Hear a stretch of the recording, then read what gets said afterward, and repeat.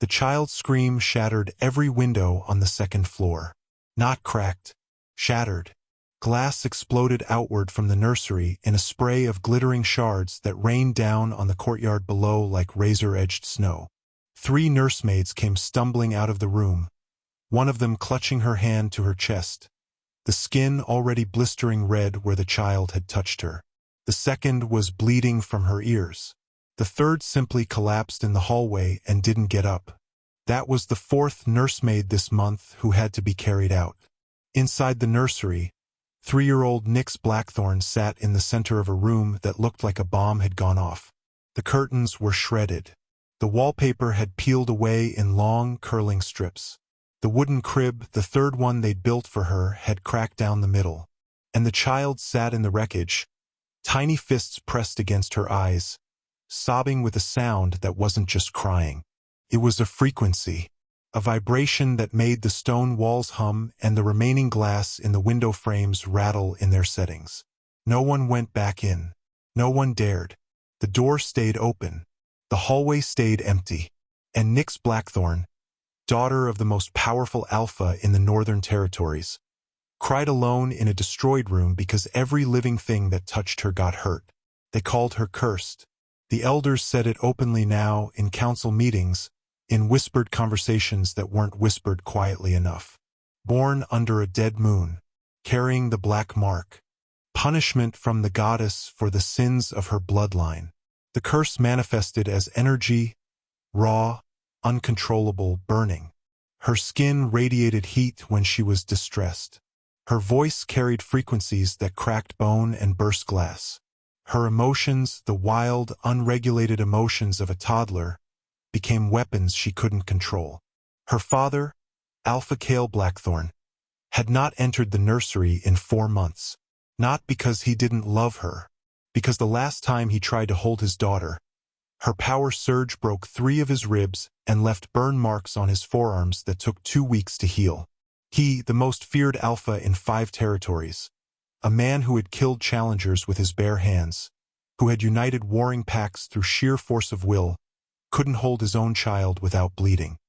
He stood at the end of the hallway now, watching the nursemaids being carried away. His jaw was locked so tight the muscles in his neck stood out like cables. His eyes, ordinarily a deep amber, had gone flat and dark. The eyes of a man watching something he loved being slowly destroyed and being unable to stop it. "Kill the child," Elder Voss had said at the last council meeting, standing in his gray robes with his hands folded like a priest delivering a sermon. "She is a danger to the pack. Her power is unstable and growing. By the time she reaches maturity, she will be capable of leveling this entire compound. It is mercy, Alpha. Mercy for her and safety for us all." Cale had broken Voss's jaw for that, snapped it with a backhand that sent the old man spinning across the council chamber floor. But breaking the elder's jaw didn't change the truth that sat in Cale's chest like a stone. Nix was getting worse. Her episodes were more frequent, more violent, more destructive. And the list of people willing to enter her room was getting shorter every week. If you're new here, hit that subscribe button and stay with me, because what happens next in this story is something you will not see coming. Trust me on that. Now let me tell you about the girl who changed everything. Because she didn't come from the warrior class.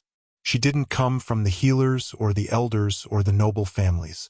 She came from the kitchens. And she couldn't see. Lyra had been blind since she was 5 years old. The official story was illness. A fever that burned through the Omega quarters when Lyra was a child, taking her sight and leaving her with milky white eyes that unsettled anyone who looked into them too long. She had no memory of seeing. No memory of colors or faces or the way light moved across water. She knew the world through sound, through touch, through scent, and through something else. Something she didn't have a name for. A sense that existed beneath the other 5, like a bass note under a melody, always present, always humming. She worked in the pack kitchens. Had worked there since she was old enough to hold a knife without cutting herself, which, given her blindness, had taken longer than most. The head cook, A stout woman named Marin had taken Lyra in when no one else would, taught her to chop by sound, the rhythm of the blade on the board telling her everything about angle and speed, taught her to season by smell, to gauge temperature by the sound of boiling, to navigate the massive kitchen by counting steps and memorizing the placement of every pot, every rack, every table. Lyra was 20 years old. She was small, barely 5 feet tall. With dark hair she kept braided down her back because loose hair and open flames were a bad combination for someone who couldn't see. She was quiet. Not shy. Quiet. There's a difference. Shy people want to speak but can't. Quiet people are listening to something the rest of the room hasn't noticed yet. The other servants treated her with a mixture of pity and mild disgust. Omegas were already the lowest rank in the pack. A blind Omega was something lower than that, a category that didn't officially exist because no one had bothered to name it. She ate alone. She slept in a small room off the kitchen that had once been a pantry. She had no friends her own age, no romantic prospects, no future that anyone could see beyond a lifetime of peeling potatoes and scrubbing floors. But Lyra had one thing. She could sing. Not the way most people sing, approximating melodies, hitting notes close enough that the brain fills in the gaps. Lyra sang the way water flows, naturally, inevitably, without effort or error. Her voice moved through rooms like something physical, settling into corners, soaking into stone, reaching places that sound shouldn't be able to reach. Marin had heard her singing while washing dishes one evening and had stood in the doorway for 10 minutes, unable to move, tears streaming down her face without understanding why. "Where did you learn to do that?" Marin had asked. "I didn't learn it. It's just there." Marin never mentioned it again. But she made sure Lyra was assigned to work areas where she could sing without being heard by the wrong people. Because in a pack that feared anything unusual, a blind Omega with an unexplainable gift was a target, not a treasure. The night that changed everything was a Thursday. Lyra was finishing the evening wash, her hands raw from hot water and lye soap, when the screaming started. Not the usual screaming. This was worse. This was the sound of a child in genuine terror. A frequency so high and so sustained that the water in the wash basin vibrated and the copper pots on the wall began to hum in sympathy. The other kitchen workers covered their ears. One of the scullery boys dropped a stack of plates. Someone muttered the word cursed and spat on the floor. Lyra didn't cover her ears. She couldn't explain why. The sound hurt, yes. It was sharp and bright and overwhelming. But beneath the pain, beneath the frequency that made normal ears bleed, Lyra heard something else. Pattern. A rhythm. Not random screaming. A call. The child was calling for someone, and nobody was coming. Lyra dried her hands on her apron. "Don't," Marin said from across the kitchen. The old cook had gone pale. "Don't even think about it. She's scared. She's dangerous. 3 nursemaids are in the infirmary. One of them might lose her hearing permanently. She's 3 years old." "Lyra." Marin's voice was sharp. "I have kept you safe in this kitchen for 15 years. Don't make me watch you walk into that room and get killed." Lyra turned toward Marin's voice. She couldn't see the old woman's face, but she could hear the fear in her breathing, could smell the salt of tears forming in her eyes. "I hear her, Marin. She isn't attacking anyone. She's calling." "Calling for what?" "For someone who isn't afraid." Lyra walked out of the kitchen before Marin could stop her. She followed the sound. Not the direction of it. The texture. Her bare feet moved across cold stone, up the servants' staircase, through corridors she had never walked before. She didn't count steps. She didn't need to. The child's cry was a thread, and Lyra followed it the way a hand follows a string in the dark. The hallway outside the nursery was empty. Lyra could feel the absence of bodies, the way the air moved freely without being interrupted by warmth or breath. Everyone had fled. She walked the length of the corridor and stopped at the open door. The heat hit her first. The air inside the room was at least 20 degrees warmer than the hallway. It smelled of scorched fabric and something else, something electric, like the air before a lightning strike. The sound was overwhelming here, not just loud but multidimensional, layers of frequency stacked on top of each other. A wall of distressed, terrified energy pouring from a tiny body in the center of the room. Lyra stepped inside. The moment her foot crossed the threshold, the heat intensified. She felt it on her skin like standing too close to an oven. Any sighted person would have seen the child glowing, a soft, pulsing white light emanating from Nyx's skin, her eyes blazing silver, the air around her shimmering with raw, unstable power. But Lyra couldn't see any of it. She could only feel the heat and hear the cry, and so she wasn't afraid. She walked toward the center of the room. Glass crunched under her bare feet. She felt a shard bite into her heel but didn't stop. 3 more steps. 2. 1. She knelt down. The heat was almost unbearable now. Her arms prickled. Her lungs ached. But beneath it all, that thread of sound, the child's call, was right in front of her. Close enough to touch. Lyra didn't touch her. Not yet. Instead, she opened her mouth and began to sing. It wasn't a lullaby. Not exactly. It was something older. Something that lived in a part of Lyra's memory that didn't have a name. A melody without words, rising and falling like breathing, like tides, like the slow turning of something ancient and vast. Her voice moved into the scorching air and did something that no healer's spell, no elder's chant, no nursemaid's rocking had ever accomplished. It met the child's frequency, not fighting it, not suppressing it, meeting it, the way you meet a frightened animal, not with force or command, but with presence. Lyra's voice wrapped around Nyx's scream like a hand closing gently over a flame, not smothering it, holding it, saying, "I hear you. I'm here. You don't have to be so loud. I'm listening." The screaming softened, not stopped, softened. The wall of sound that had been shaking the stone walls contracted, pulled inward, became smaller. The heat dimmed from unbearable to warm. The pots stopped rattling. The glass stopped vibrating. Lyra kept singing. Her voice dropped lower, slower, each note lasting longer, creating spaces between the sounds where silence could exist. And in those spaces, Nyx's crying began to change. The terrified, desperate wailing became sobbing. The sobbing became whimpering. The whimpering became small, hiccuping breaths. Then, a tiny hand reached out and grabbed Lyra's wrist. Lyra braced for pain. She'd heard the stories. The burning, the blistering, the nursemaid's ruined skin. She waited for the fire to come. Didn't. The child's hand was warm. Not hot. Warm. Like bathwater. Like sun-heated stone. Like a small, soft, perfectly ordinary toddler's hand wrapped around an adult's wrist. Nyx crawled into Lyra's lap. She pressed her face against Lyra's chest. She grabbed a fistful of Lyra's braid and held it like a lifeline. And she sighed. A long, deep, shuddering sigh that seemed to carry all the tension out of her tiny body. The room went still. The heat vanished. The glow, which Lyra couldn't see, faded from Nyx's skin.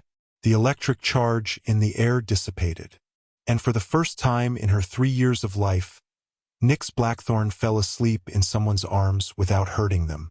Lyra sat on the floor of the destroyed nursery, surrounded by broken glass and shredded curtains, holding a sleeping child she'd never met before.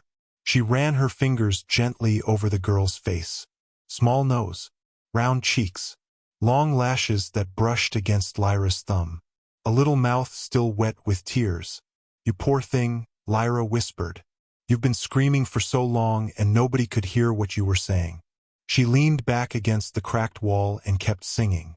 Softer now, almost silently, a vibration more than a sound, humming through her chest and into the child pressed against it. That was how Alpha Kale Blackthorn found them. He had been summoned by a guard who had witnessed something impossible.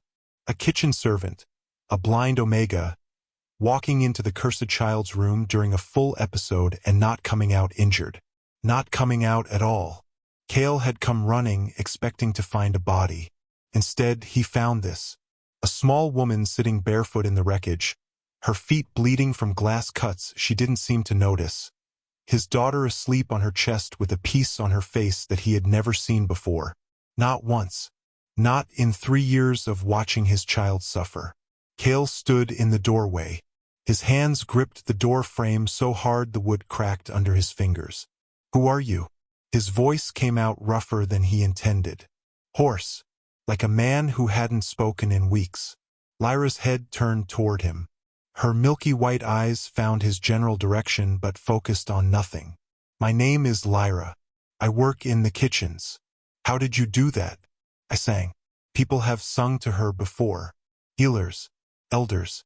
None of it worked. They were singing at her. Lyra's hand continued stroking Nix's hair. "I was singing with her." Cale took a step into the room. Nix stirred. A small sound of distress escaped her lips, and the air immediately warmed by 2 degrees. Lyra's humming intensified, just slightly, and the child settled again. Cale froze. "She reacts to you," Cale breathed. "She doesn't react to anyone like that. Not even me." "She's not cursed," Lyra said quietly. "She's overwhelmed. Her power is too big for her body and she doesn't know how to regulate it.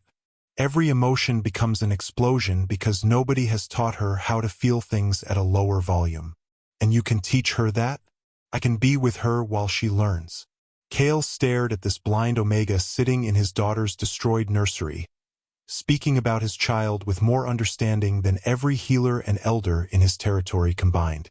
He felt something crack inside his chest. Not bone. Something older. Something that had been locked shut since the night Nix's mother died in childbirth, and the midwife handed him a screaming infant whose touch left burns on his skin. "Stay," Cale said. Not a command. A request. The Alpha King of the Northern Territories, a man who had never asked anyone for anything, was asking a kitchen servant to stay. "If you want me to," Lyra said. "Please." It was the first time anyone in the pack had heard Cale Blackthorn say please. The guard in the hallway would later tell his wife about it, and she wouldn't believe him. The weeks that followed rewrote the rules of the Blackthorn compound. Lyra moved out of her pantry room and into the small chamber adjoining the nursery. She was with Nix from dawn until the child fell asleep at night. She sang. She hummed. She held the girl through episodes that would have hospitalized anyone else, her voice finding the frequency of Nix's distress and gently, patiently, pulling it down to something manageable. The episodes didn't stop, but they changed. The intervals between them grew longer. The intensity decreased. Where Nix had once shattered windows, she now only rattled them. Where her touch had once blistered skin, it now only felt uncomfortably warm. Progress. Slow, uneven, fragile progress that could be undone by a bad dream or a loud noise, but progress nonetheless. Cale visited every evening. He would stand in the doorway, watching Lyra read to Nix through touch, her fingers tracing raised patterns she'd carved into wooden blocks, telling stories where each texture was a character. Nix would sit in Lyra's lap, her small hands following Lyra's fingers, giggling at the voices Lyra gave each texture. Rough bark was the grumpy bear. Smooth stone was the wise river. Soft fabric was the kind wind. Cale never entered the room during these moments. He watched from the threshold like a man looking through a window at a life he wasn't allowed to have. One evening, Nix spotted him in the doorway and reached toward him, making a sound that wasn't quite a word but carried the unmistakable meaning of "come here." Cale looked at Lyra. "She can feel you," Lyra said. "She knows your scent. She wants you closer. Last time I held her, she broke my ribs. Last time you held her, you were afraid. She felt your fear and it amplified hers." Cale took one step into the room. The air warmed slightly. Nix made the sound again, more urgent. Cale took another step. Lyra began humming. The air stabilized. He reached the chair beside Lyra and lowered himself into it slowly. Nyx immediately lunged from Lyra's lap toward her father. Cale caught her instinctively, his massive hands wrapping around her tiny body, and braced for pain. Warm. Not hot. Not burning. Warm. Like holding a cup of tea. Like sunlight through glass. Like a child who was finally, tentatively, learning to regulate. Nyx grabbed his beard and tugged. Then she laughed. A real laugh. The sound of a 3-year-old who had just discovered that her father's face had a handle. Cale made a sound that wasn't quite a word. His shoulders shook. He pressed his face against his daughter's hair and breathed in the scent he had been terrified to get close enough to smell for months. "Thank you," he managed. Lyra said nothing. She just kept humming. Not everyone was grateful for the change. Elder Voss had recovered from his broken jaw. But the injury hadn't softened his position. If anything, it had hardened it and added personal resentment to political calculation. Voss appeared at the nursery door one afternoon when Cale was away on territorial business. 2 pack enforcers flanked him. Lyra was sitting on the floor with Nyx, building towers from wooden blocks. "The Omega will come with us," Voss announced. "By order of the Elder Council." Lyra's hands stilled on the blocks. Nyx looked up at Voss. Her eyes narrowed. "On what grounds?" Lyra asked calmly. "Unauthorized contact with a member of the royal bloodline. Unlicensed use of vocal manipulation on a minor. Potential sorcery." "Sorcery," Lyra repeated. "I sing lullabies." Voss stepped into the room. The enforcers followed. Nyx pressed closer to Lyra, her small body beginning to warm. "The child is to be transferred to the isolation chamber in the eastern wing," Voss continued. "For her own protection. And yours." Lyra felt Nyx's temperature rising against her side. The blocks on the floor began to rattle. The air thickened. "You're scaring her," Lyra said, her voice tightening. "The child is unstable. That is precisely why she requires professional containment, not the attentions of a kitchen servant playing mother." Nyx's hands clenched. The block tower exploded. Wooden pieces shot across the room like shrapnel. One of the enforcers ducked. Voss flinched but held his ground. "Seize them both," Voss ordered. The first enforcer reached for Lyra's arm. Nyx screamed. Not the full-frequency shatter that had broken windows before, but something targeted. A focused pulse of sound that hit the enforcer in the chest and sent him flying backward into the hallway. He hit the opposite wall and slid to the floor, gasping. The second enforcer drew a suppressive collar from his belt. Silver-lined. Designed for feral wolves. He moved toward Nyx, and Lyra did something she had never done before. Something she didn't know she could do. She sang a single note. One note. Low and vast and bottomless. Like the sound a mountain would make if mountains could speak. The note filled the room the way water fills a glass. From the bottom up, heavy and absolute. The enforcer's legs stopped working. He dropped to his knees, the collar clattering to the floor. His eyes went glassy. Not unconscious. Immobilized. Held in place by a sound that had bypassed his muscles and spoken directly to his nervous system. Voss stared at Lyra. His face went gray. "What are you?" he whispered. Lyra didn't answer. She didn't know the answer.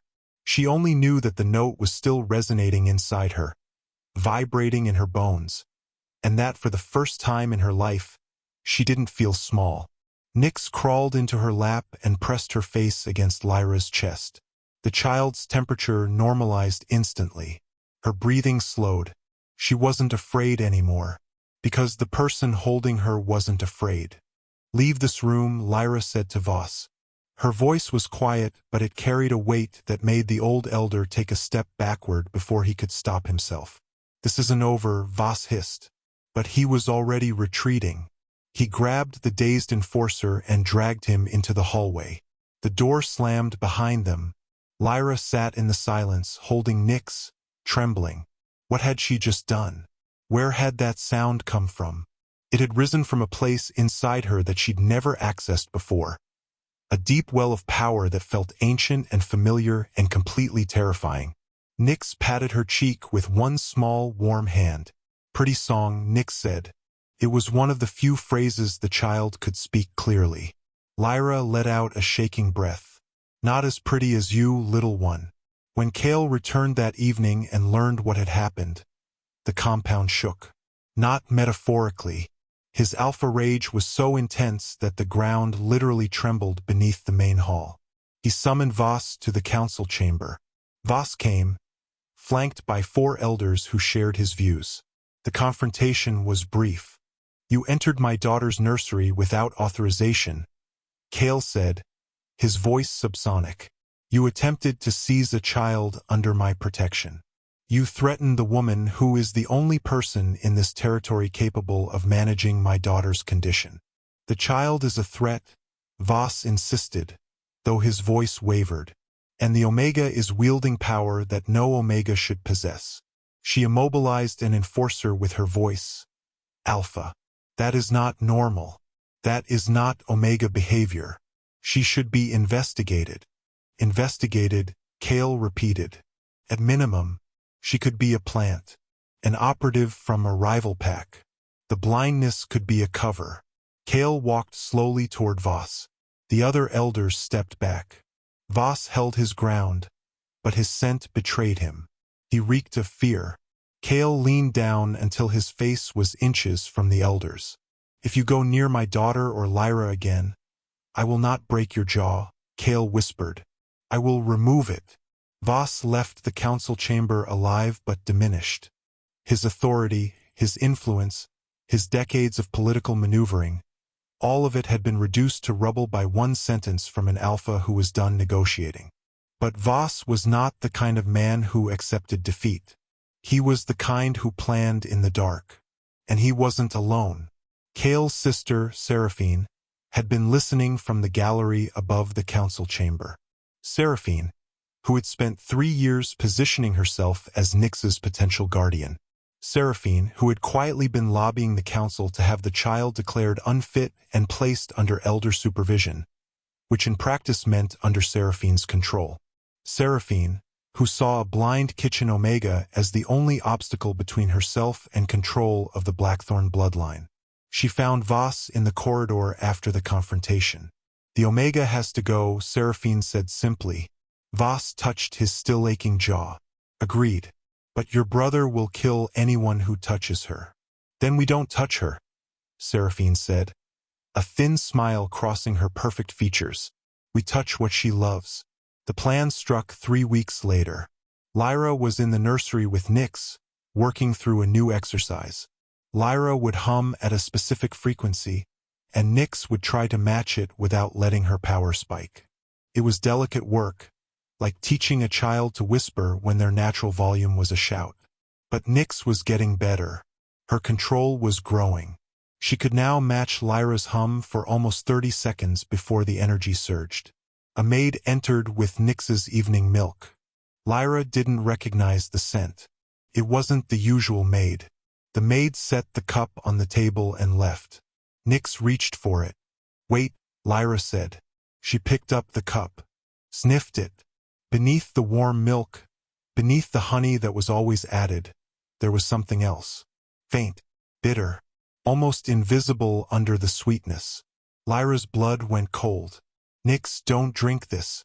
"But I'm thirsty." "I know, baby. I'll get you something else. Don't touch this cup." Lyra carried the cup to Marin that night. The old cook examined it in silence. Her face went very still. "Moonshade," Marin said quietly. "It's a suppressant. Given to a child this young, it wouldn't suppress her power. It would destroy her nervous system. She'd be dead in an hour. Maybe 2.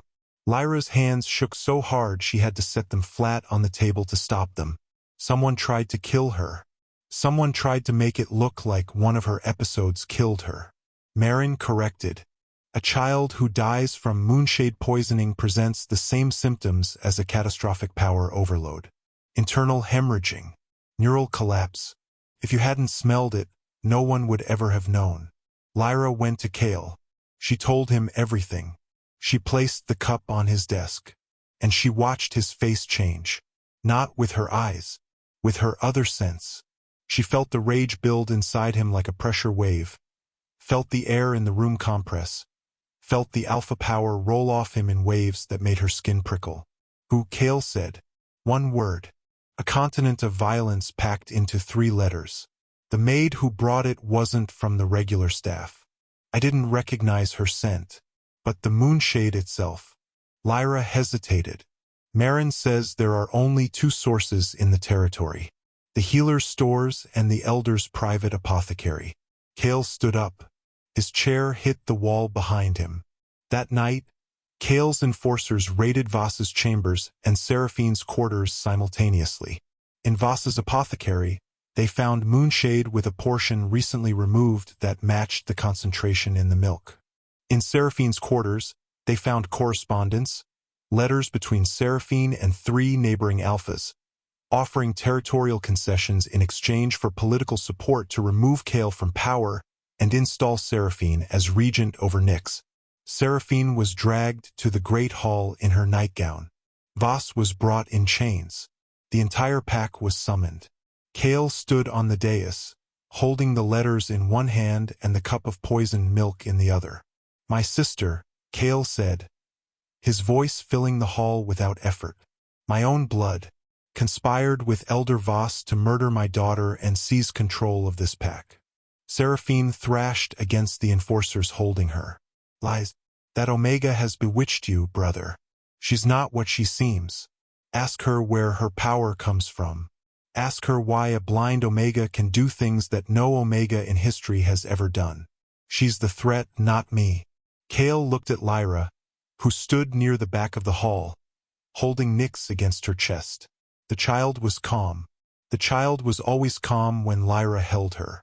Lyra, Cale said. Seraphine raises a question. Your voice, your ability, where does it come from? The hall went silent. Every eye turned toward the small, blind woman holding the Alpha's daughter. Lyra felt the weight of 400 stairs she couldn't see. She felt Nyx's heartbeat against her chest, steady and trusting. I don't know, Lyra said honestly. I've always had it. I've never understood it. From the back of the hall, a voice spoke. Old, thin, carrying the weight of decades. I know. The crowd parted. Merrin walked forward. She was trembling, not with fear, with something older, something she had been carrying for a very long time. Merrin stopped in front of Cale. She looked at Lyra, and tears streamed down her weathered face. I've kept this secret for 20 years, Merrin said. I swore I would take it to my grave. But I won't let them use it against her. Not now. What secret? Cale demanded. Merrin turned to face the hall. Lyra was not born blind, Merrin said. Her voice carried across the silent room. She was blinded, deliberately, at the age of 5, by your father, Alpha. The hall erupted. Cale raised his hand for silence. Came instantly. Explain, Cale commanded. Merrin took a deep breath. Lyra is not an Omega. She never was. She was born a moonsinger, the last of a bloodline that was supposed to be extinct. Your father recognized it when she was brought to the palace as an infant. Moonsingers carry power in their voice that can calm, heal, and in rare cases control other wolves. They were hunted to extinction 300 years ago because the ruling alphas feared what they could do.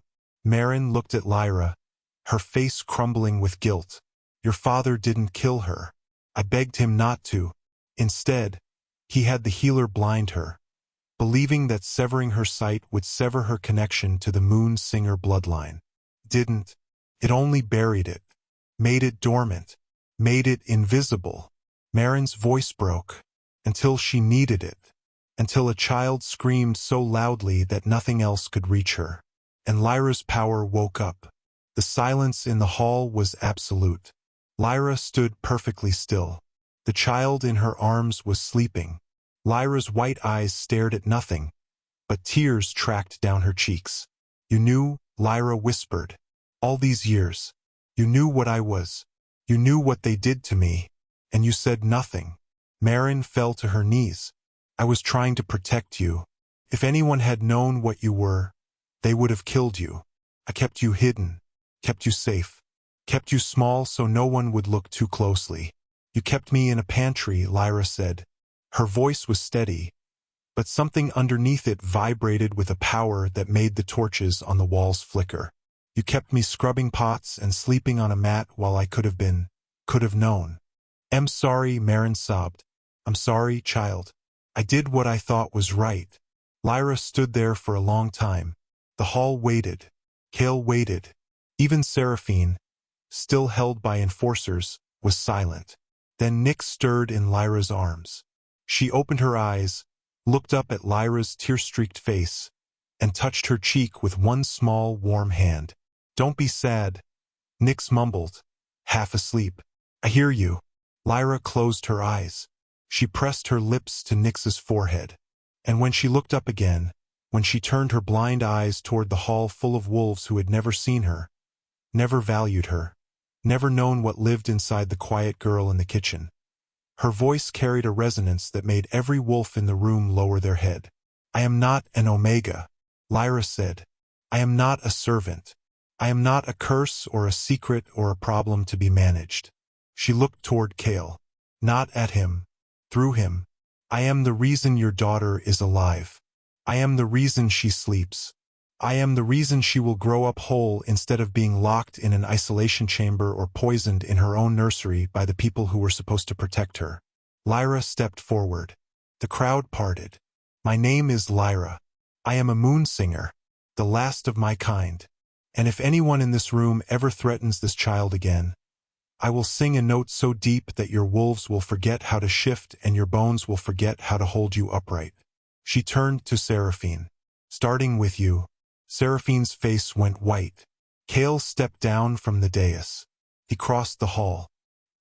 He stopped in front of Lyra and looked down at his daughter, sleeping in the arms of the woman who had saved her. Then he looked at Lyra's face, at the white eyes that couldn't see him, at the tears still drying on her cheeks, at the jaw set with a strength that had nothing to do with muscle and everything to do with the thing she had been carrying inside her for 20 years without knowing its name. He dropped to one knee. The Alpha King of the Northern Territories knelt in front of a blind kitchen servant who had just revealed herself to be the most powerful voice in the supernatural world. The hall gasped. 400 wolves watched their king kneel.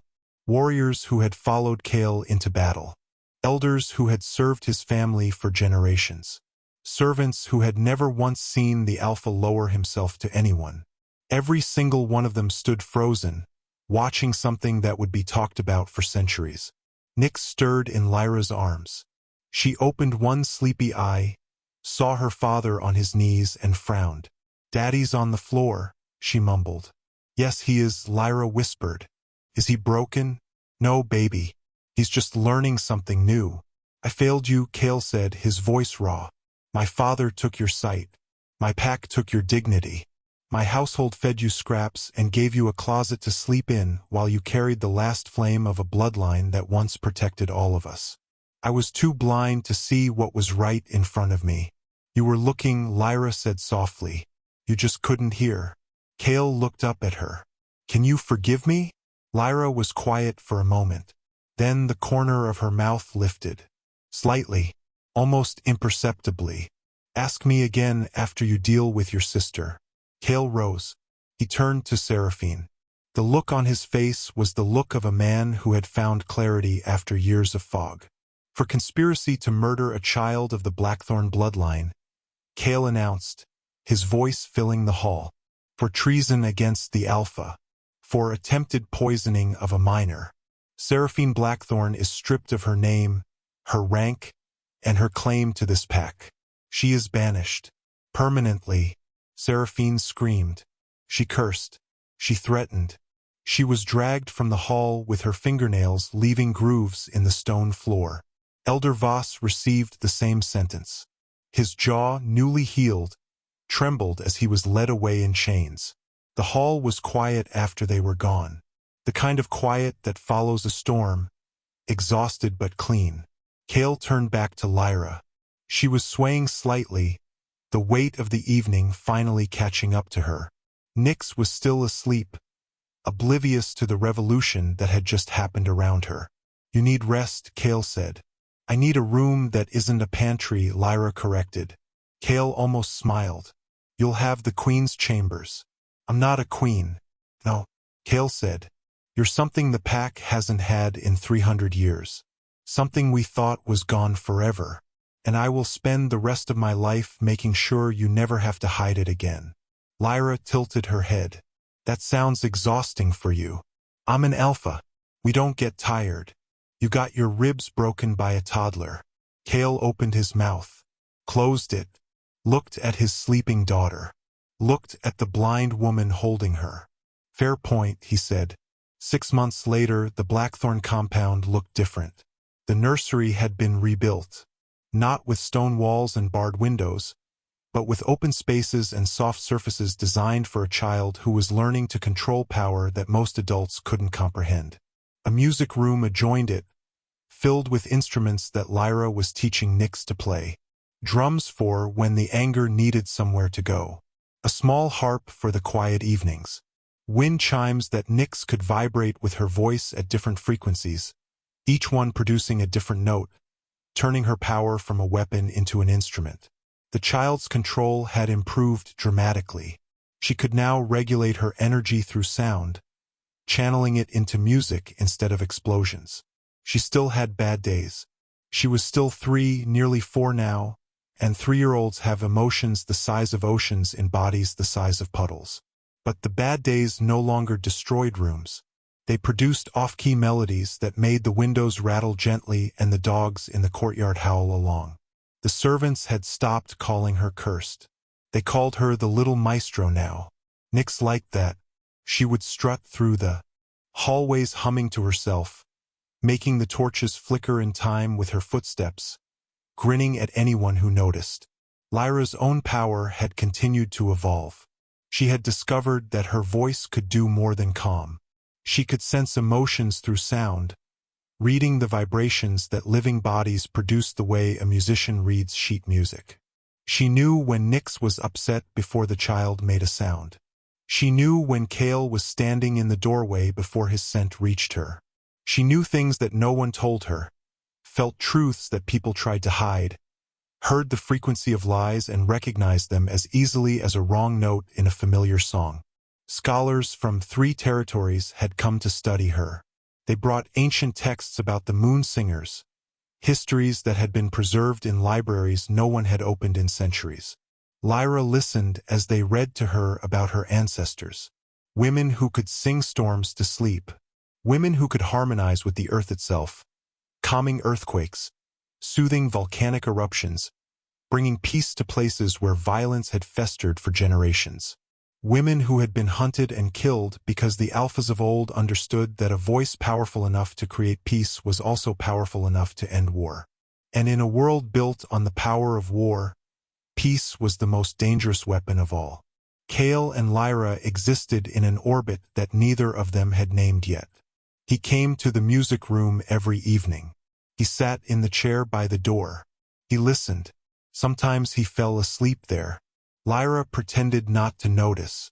She always draped a blanket over him before she took Nyx to bed. One evening, after Nyx had fallen asleep to a lullaby about a wolf who learned to fly, Kale followed Lyra into the corridor. "Lyra." She stopped, turned toward his voice. "I need to tell you something. You're going to ask me to stay permanently." "How did you know?" "Your heart rate increased the moment you said my name. Also, you've been practicing this speech for 3 days. I can hear you mumbling it in your office." Kale let out a breath that was almost a laugh. "Will you stay?" Lyra was quiet. The corridor was dark. Neither of them needed light, him because his wolf eyes could see in the dark, her because she had never needed light at all. "I'll stay," Lyra said, "but not because you asked. Because she needs me. And if I'm being honest, because I need her too." "And me?" Kale asked. The vulnerability in his voice was so unexpected that Lyra almost didn't recognize it as his. "You," Lyra said, a small smile forming on her lips. "You need to learn to ask for things without sounding like you're issuing a royal decree. We'll work on it." She walked away. Kale stood in the dark corridor, watching her go. A blind woman navigating a lightless hallway with more certainty than he had ever navigated anything in his life. He followed, not because she asked, because he was learning that the strongest thing an alpha can do isn't command. It's follow, and the most powerful sound in the world isn't a roar. It's a lullaby.